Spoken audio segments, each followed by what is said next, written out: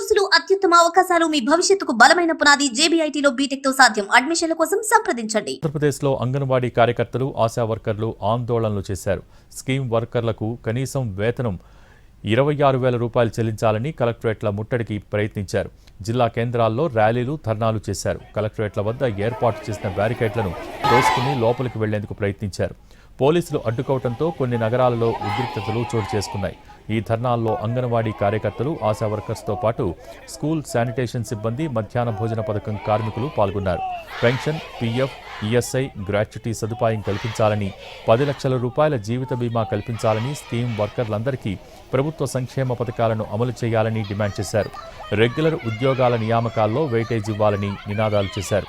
ప్రభుత్వం కొత్తగా తెచ్చిన నవచైతన్య యాప్ను రద్దు చేయాలని, పెండింగ్లో ఉన్న ఇంటి అద్దె బిల్లులు వెంటనే చెల్లించాలని ప్రభుత్వాన్ని డిమాండ్ చేశారు.